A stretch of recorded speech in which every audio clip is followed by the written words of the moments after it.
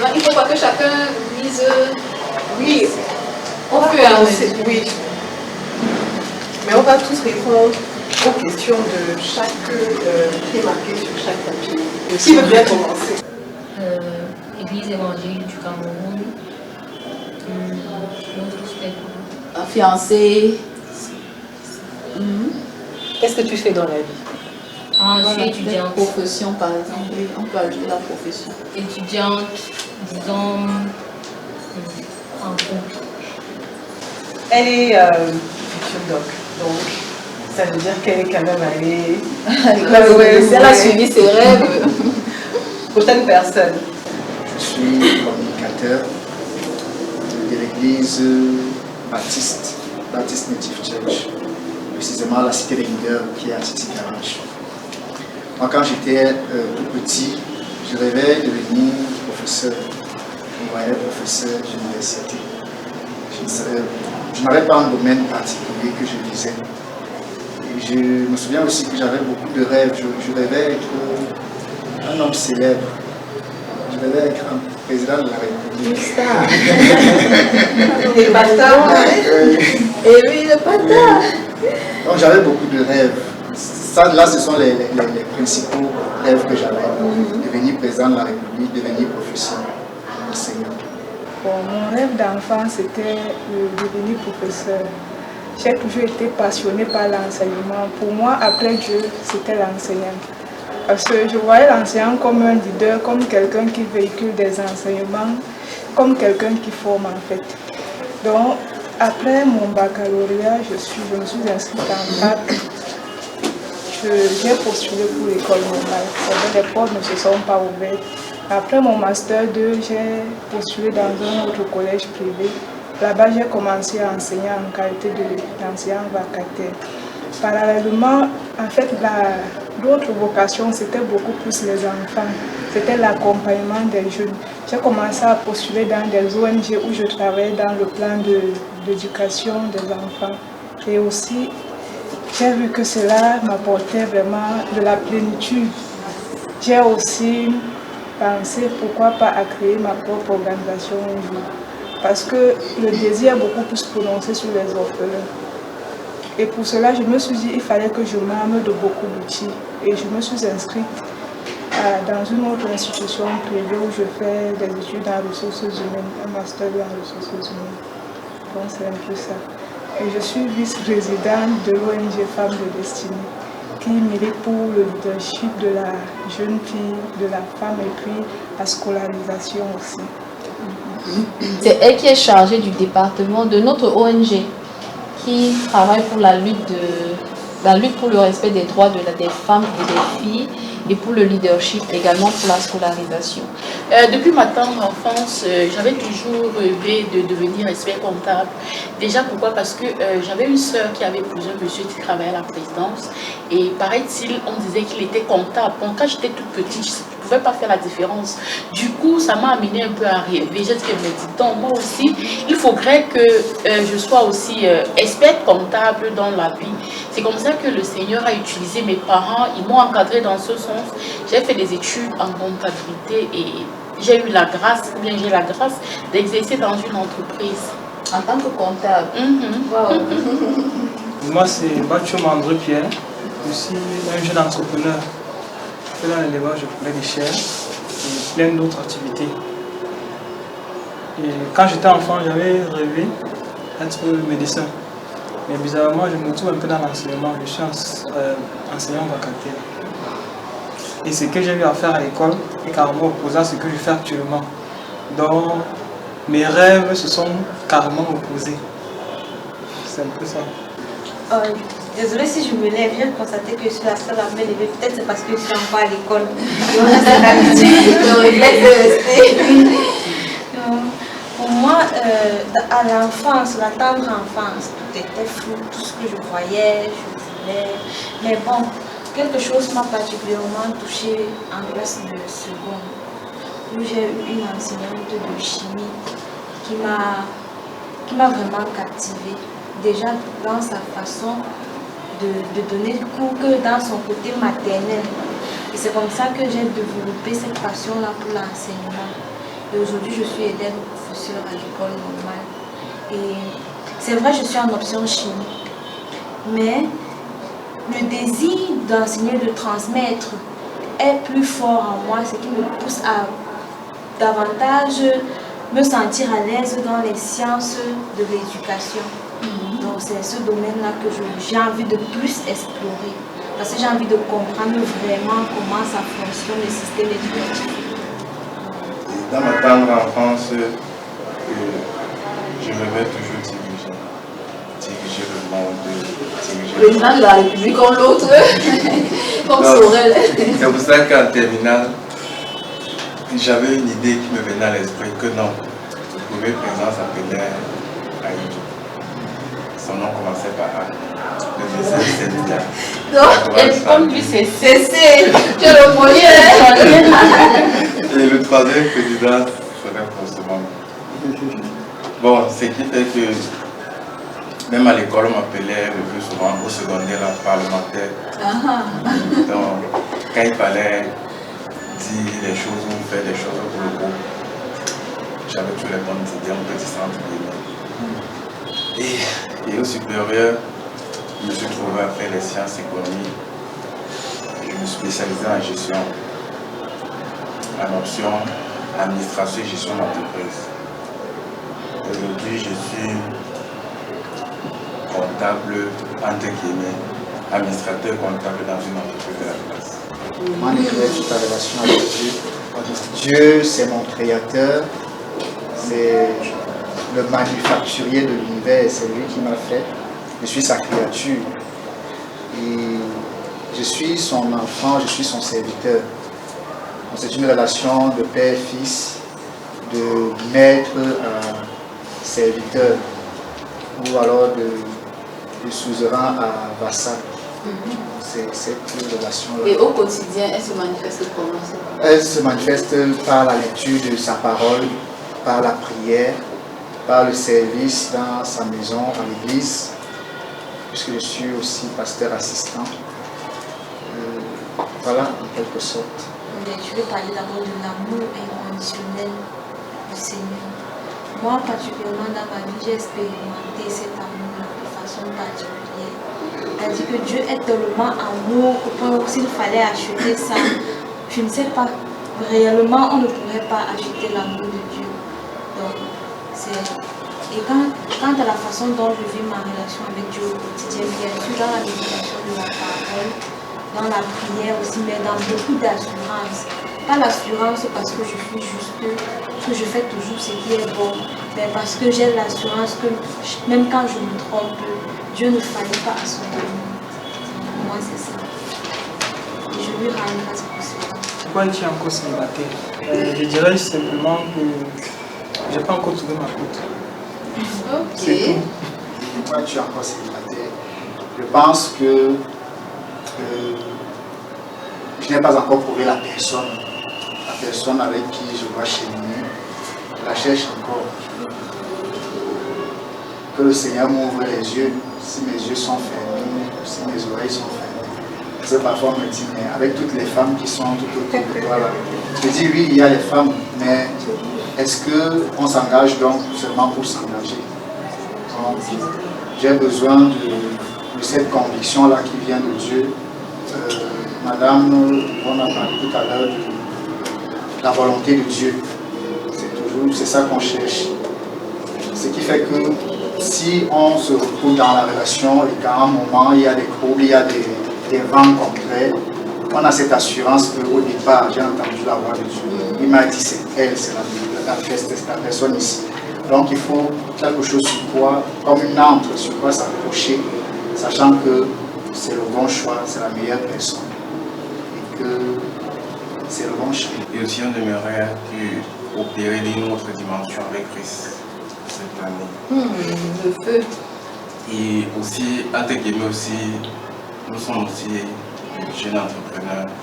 On a mis sur pied un produit, le Simogaford, qui éradique les trucs comme la toux, le rhume, la grippe sévère, le sèche. Bon. Mais oui, puisque c'est une forme de grippe, non. Oui, justement, on Pas nous encore a à ce conseillé niveau-là. de ne pas accentuer sur ça, ça peut poser des problèmes. Donc, du coup, on évite souvent un peu ça.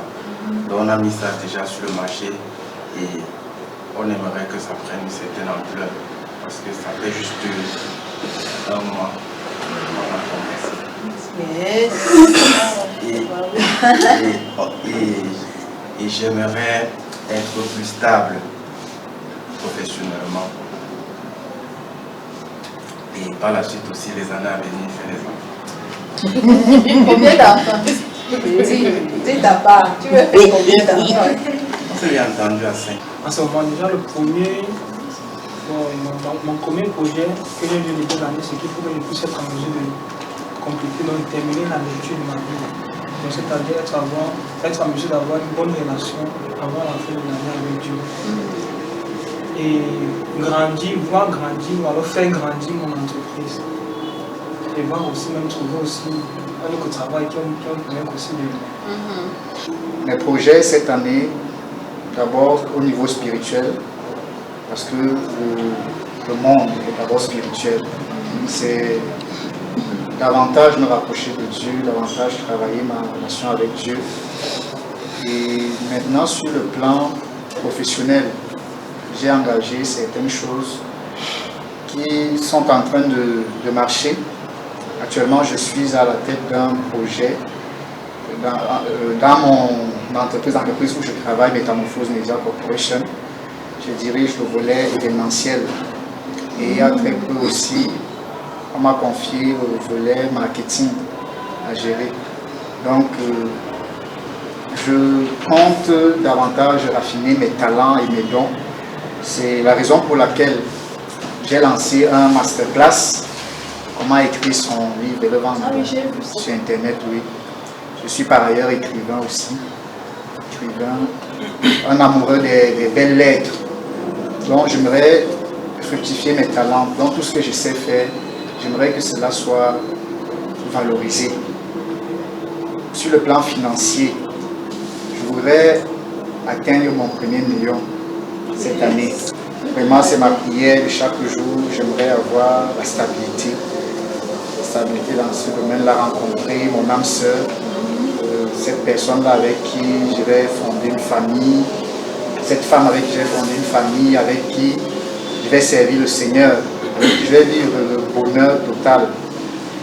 Et dans 5 ans, je me vois déjà papa avec peut-être un enfant à 5. Ici, que fais-tu de ton temps libre? Je vais dire le temps libre ici pour moi. J'aimerais le prendre comme étant le temps que je ne concentre pas à Dieu, quoi. Ok. Mon temps libre. Quand on parle de temps libre, je me demande bien si j'ai un temps libre. Pourquoi? Parce que pour ne pas trop vivre la solitude, pour ne pas trop penser au mariage, célibat et autres, j'ai développé un système de vie. C'est-à-dire, j'ai mis sur pied des techniques qui m'amènent à m'occuper à longueur de journée.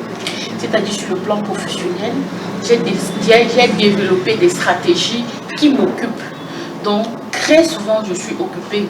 Au point où, vraiment, je ne sais pas si je dispose vraiment de temps libre. Peut-être c'est des temps où j'accorde à répondre à un mail, peut-être à un SMS, peut-être à un appel, peut-être à un message. Donc, c'est un peu comme ça. Je ne sais pas si vraiment. Le temps de célibat n'est pas un temps où vous allez passer à vous lamenter, à pleurer, comme je disais tout à l'heure, à occuper, profiter de ce temps, parce que c'est un temps précieux que Dieu permet dans votre vie, cette transition-là. C'est précieux, pourquoi? Parce que quand vous êtes célibataire, vous avez plus de temps pour servir Dieu. Quand tu es marié, même la Bible le dit, tu es plus occupé à chercher, à satisfaire ton mari, à t'occuper de ta famille, par rapport à quand tu es célibataire ou tu es entièrement, tu as tout le temps, tu gères ton temps comme tu veux, tu peux davantage te concentrer sur Dieu, sur ta relation avec Dieu. Faites les épargnes, on épargne la prière, les amis, je vous dis, il y a la banque au ciel. Faites les réserves, parce que c'est peut-être ta prière que tu fais pendant que tu es célibataire, là, qui va te sauver quand tu seras marié.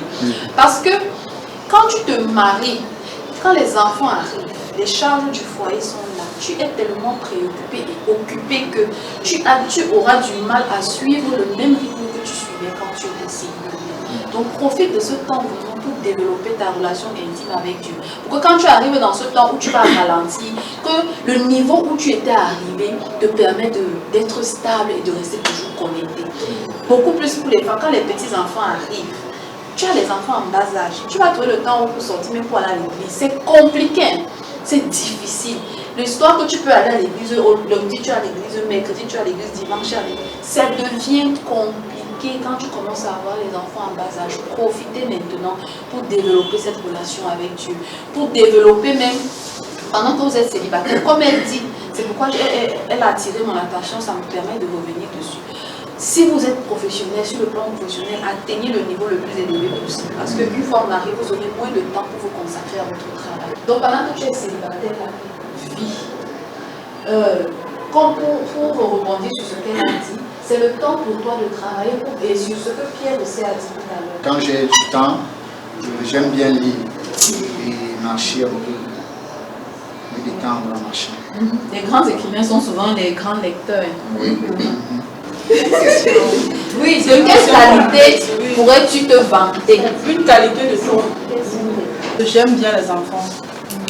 J'aime bien ce côté-là. J'aime bien être entouré des enfants, des consorts.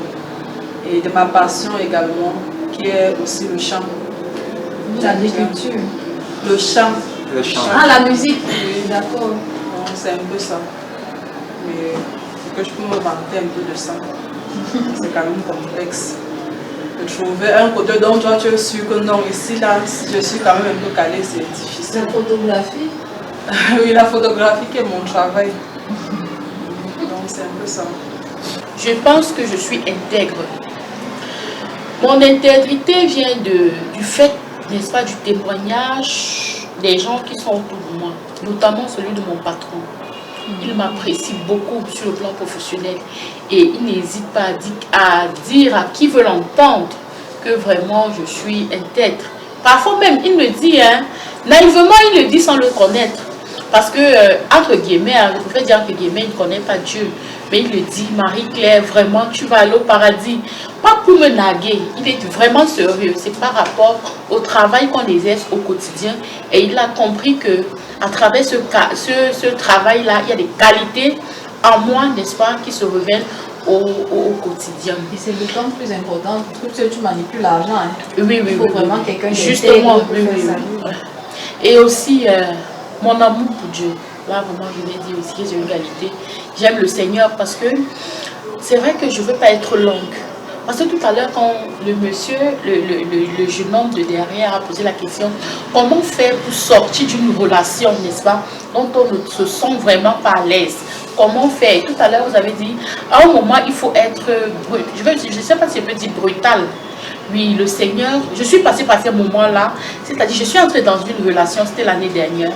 Un monsieur que j'ai rencontré, dont je connais depuis pratiquement 2003, on était à l'église ensemble, on cheminait ensemble, on était frères et sœurs.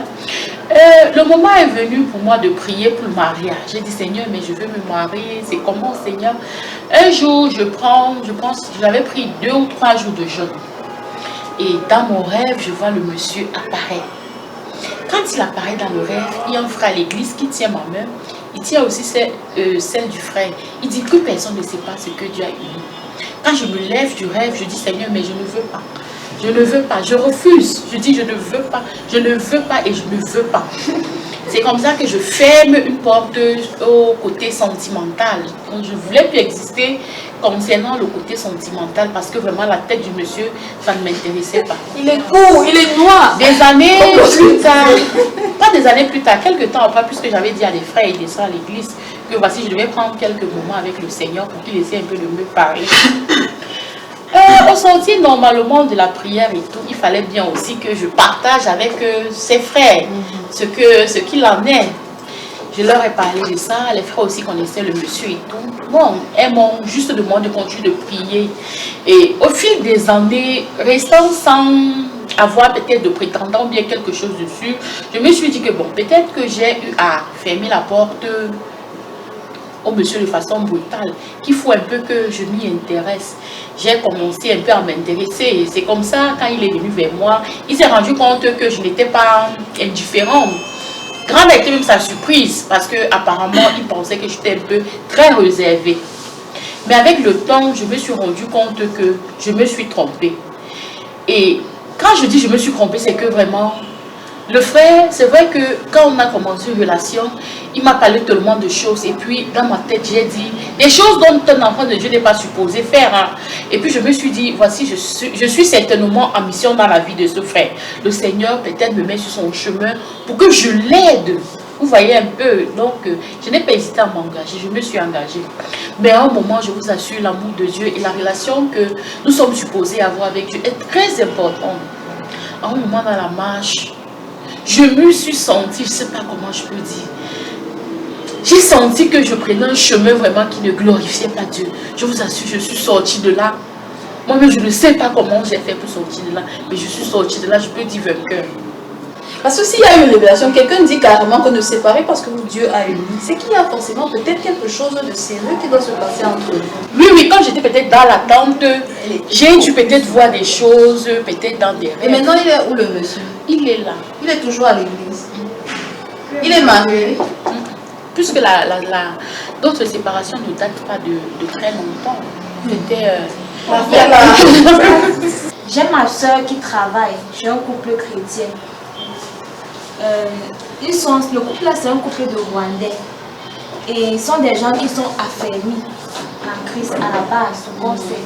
Mais ma soeur, en travaillant là-bas, s'est rendu compte que le monsieur n'est pas fidèle, il est adultère. Bien qu'à l'église, on sache que c'est un modèle et c'est, mais il est adultère. Il n'a pas fait la croix à ta soeur, pas mal. Non, il n'a pas fait la croix à ma soeur. Mais quand ça, elle témoigne que, parce qu'elle est dame de ménage là-bas, elle témoigne que le monsieur ramène souvent des femmes à la maison. Quand la dame n'est pas là, il y a des choses. Et la dame n'est pas au courant de ça. Et actuellement, où nous parlons, la dame est retournée dans son pays pour un temps, parce que sa maman était malade. Et c'est le défilé des femmes à la maison d'habitude. Même ce qu'elle prépare pour son patron, parce qu'elle vivait avec eux, mais depuis que la dame est partie, elle est à la maison, donc elle quittait pas au travail. Elle dit que ce qu'elle prépare pour son patron, si elle fait la lecture de 2 jours, quand elle va revenir 2 jours après, c'est tout au frigo. Non, son frigo, il n'a même pas touché. Il a mangé dehors, des choses comme ça. Oh, quand Edouard me parlait ça, il disait que mais Seigneur, ça c'est encore quelle qualité ça. Et ça me faisait tellement mal de me dire que c'est quelqu'un qui est censé être chrétien. Et vu son comportement, sa femme ne peut même pas soupçonner l'infidélité. On me disait que Dieu sait comment il fait ces choses parce que ma patronne m'a raconté le témoignage de son mariage. Parce qu'elle a rencontré Christ bien avant de se marier. Et elle a marché dans la consécration vraiment avec Dieu. Et elle dit que pendant son célibat, Dieu lui avait dit que je vais te passer d'une famille très pauvre. Et Dieu lui avait dit au divorce que je vais t'envoyer un homme qui va changer ta vie. Que cet homme va vraiment transformer et ta vie et celle de ta famille. Et elle a demandé des signes à Dieu. Dieu lui a dit voilà comment ça va se passer, voilà. Jusqu'à ce qu'elle rencontre un monsieur. C'était l'accomplissement de ce que Dieu lui avait dit dans leur intimité. Et quand ils se sont fiancés, même l'homme a dû aller en Europe pour continuer ses études et tout. Elle est restée là au pays, elle avait d'autres propositions et tout. Mais elle a dit non, j'attends mon mari parce qu'elle savait ce qu'elle avait reçu de Dieu. Ce n'était pas l'objet d'un doute. Et je me disais qu'avec tout ça, l'homme là la trompe. Dieu savait que c'était un homme qui n'était pas totalement affaibli. Dieu connaissait. Quand on dit que Dieu connaît tout, ça veut dire qu'en fait, Dieu connaissait tout ça, mais c'est que cette femme-là a quelque chose, un travail à faire dans sa vie. Et pas en tant qu'une personne extérieure, mais en tant que son épouse. Donc Dieu l'a envoyé dans ce foyer-là pour transformer cet homme-là. Et ça me rappelle un témoignage similaire que j'ai suivi sur LMTV. Où une femme disait, ah oui, vous êtes un chrétien, et aujourd'hui le monsieur, elle a souffert de stérilité. Elle se rend compte qu'en fait son mari a vendu sa fertilité. C'est le monsieur qui lui confesse cela après un bon nombre d'années dans le célibat. Et elle prie, elle témoignait dans cette émission-là, elle disait qu'elle veut divorcer. Et c'est sa copine qui lui disait que non. Pourquoi divorcer? Toi, tu sais comment on a prié pour ce mariage et tout, ce n'est pas le moment de te décourager. Mais si l'homme dit à confesser, c'est que l'affaire est déjà venue en surface. Donc, prie et la situation va changer. Donc, maman, s'il y a cette décision-là, avant de fermer toutes les portes, essayons de voir, parce que cet homme est pécheur. Ça parle beaucoup.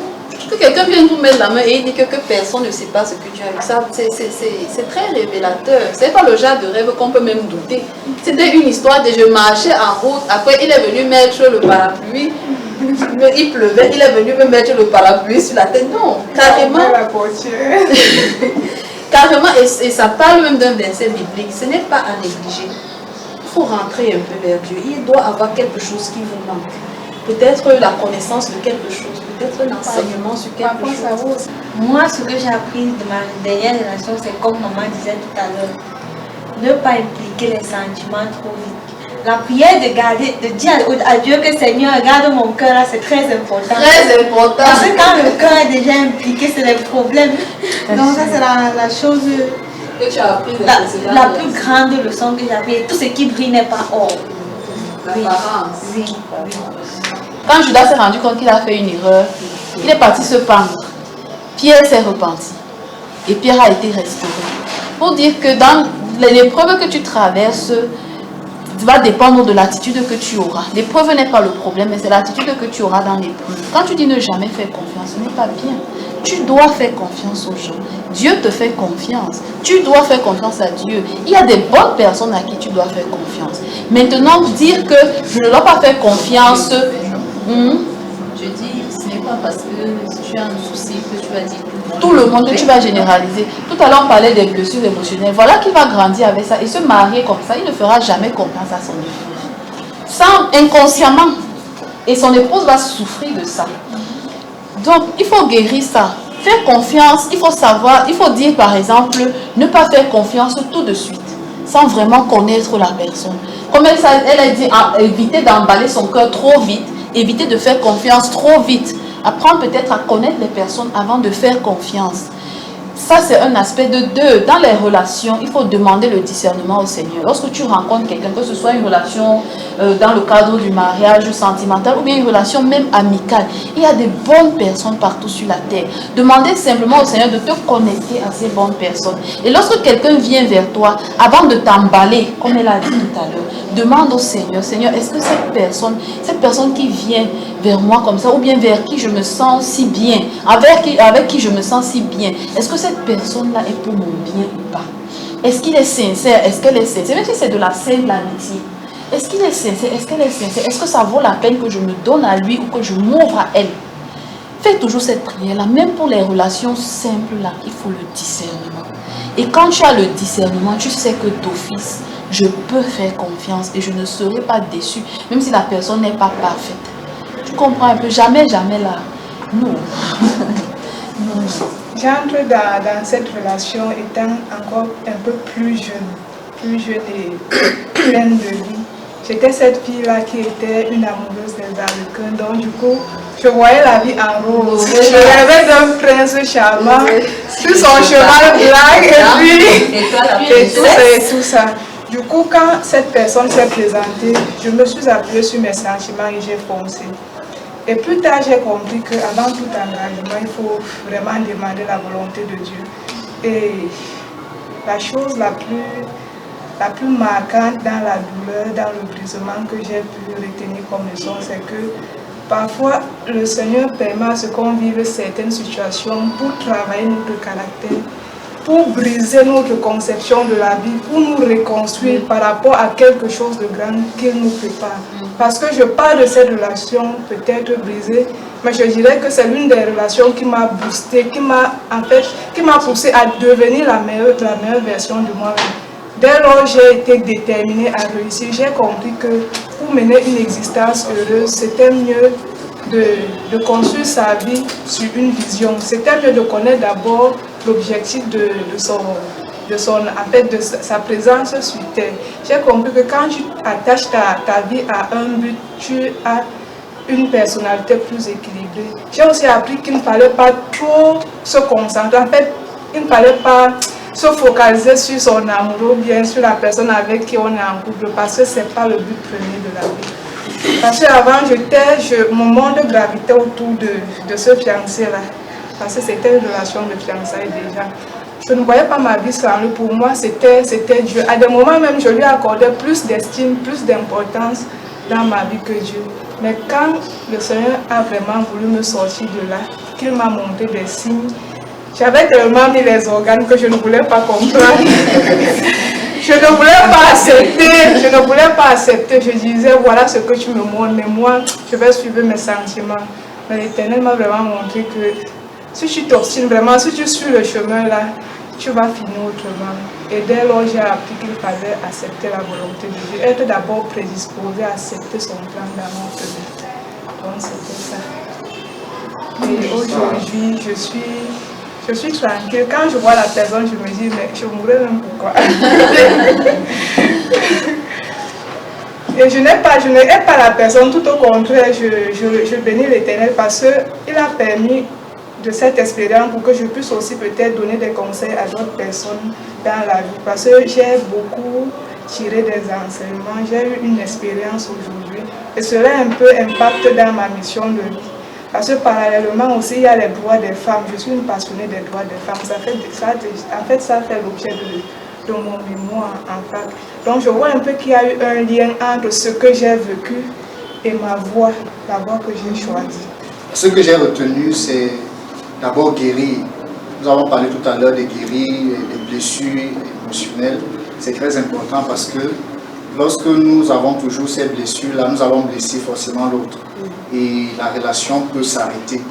Donc j'ai appris qu'il faut d'abord il fallait que je guérisse d'abord moi-même à l'intérieur. Et ce que j'ai aussi appris, c'est bien se connaître, poser des questions. C'est très important au début. Je me souviens, je priais à une certaine période pour une sœur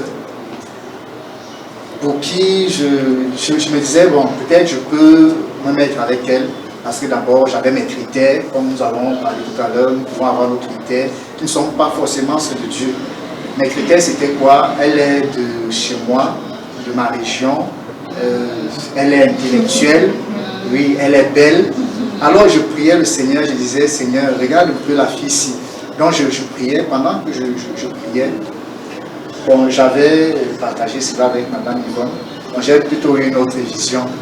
Et maintenant, j'ai continué à poser des questions à la sœur en question.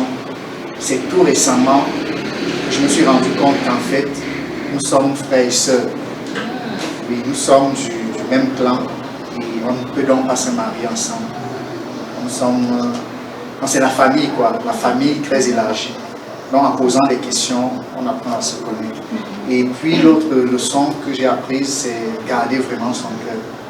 Vraiment garder son cœur parce que, garder son cœur, lorsque vous êtes déjà emballé là, en tout début, si devant le Seigneur dit non, c'est pas bon pour revenir là, ce sont des dégâts. Ou même les parents disent que non, mon fils, regarde, ouvre un peu les yeux. Regarde. Les évidences peuvent être là, mais comme le cœur est déjà engagé, pour revenir, ça devient difficile. Donc, vraiment garder le cœur. Et la dernière leçon, c'était grandir dans la relation. Grandir, pourquoi? Certaines personnes ne sont pas matures. Par exemple, à garder les secrets.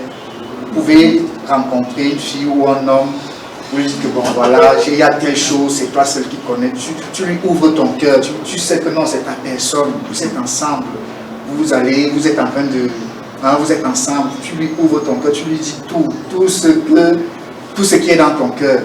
Et puis un beau jour, bam, ça se retrouve sur la rue, t'es dans la presse, tout le monde le connaît. Donc toutes les choses cachées là.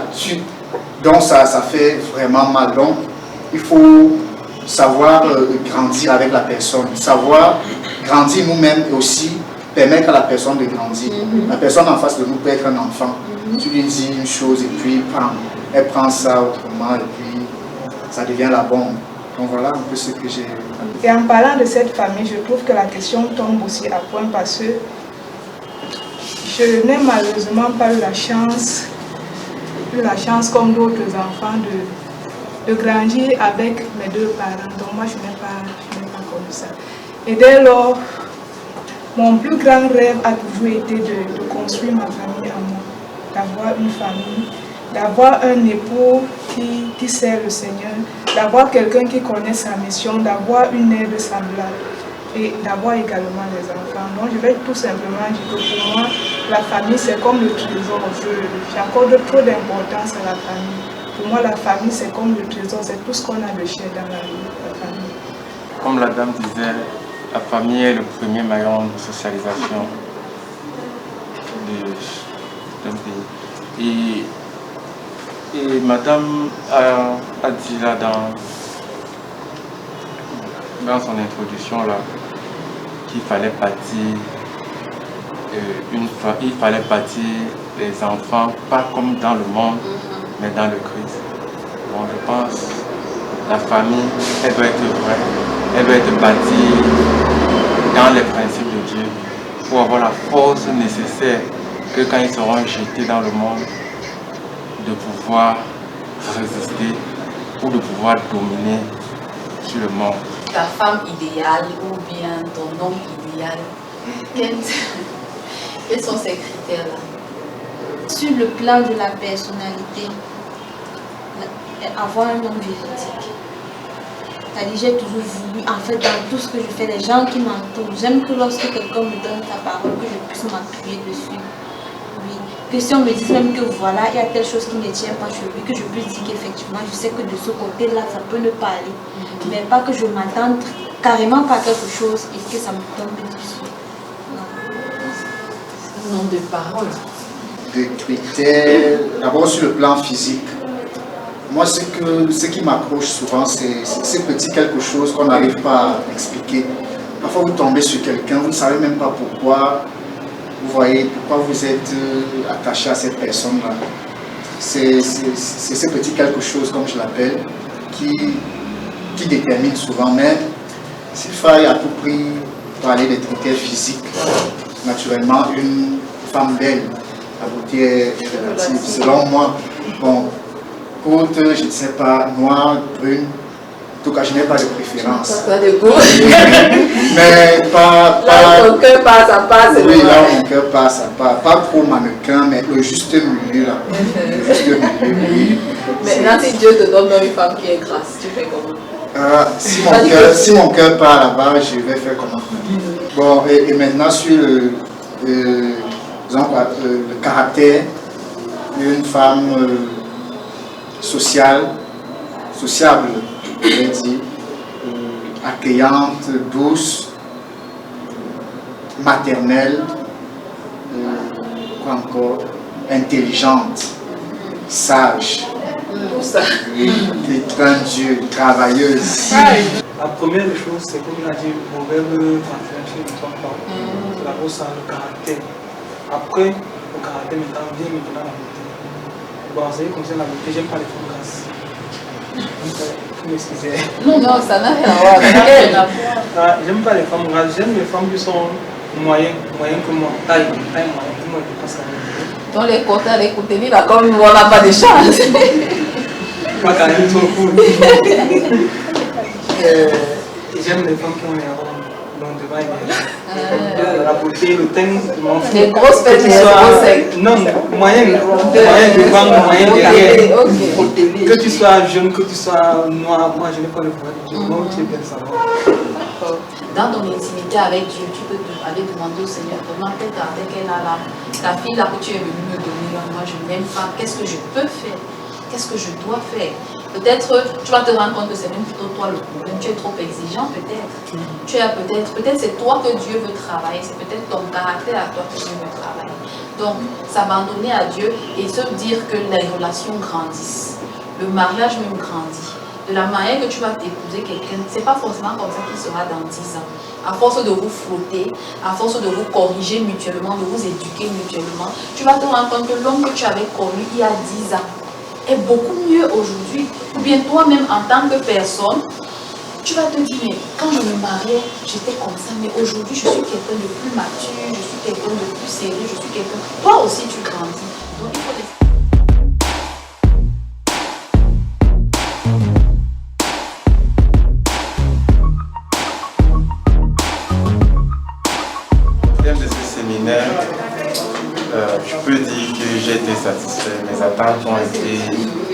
résolu à 100%.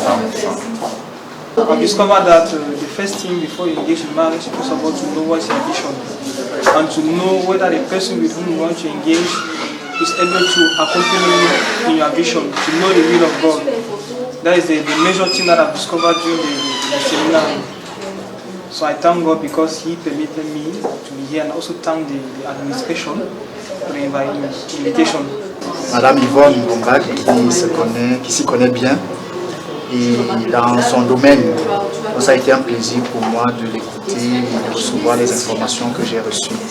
C'était aussi une occasion pour moi de m'ouvrir, de faire de nouvelles rencontres, de partager les expériences. Nous avons organisé ce séminaire pour préparer les célibataires au mariage parce qu'on s'est rendu compte que le nombre de divorces va grandissant dans le monde et même dans l'Église. Alors l'une des solutions, c'est de préparer ceux qui ne sont pas encore mariés afin qu'ils puissent éviter les erreurs que les autres ont commises et que le nombre de divorces diminue. Il faut se préparer avant le mariage pour maximiser le succès et pour réduire le risque d'échec.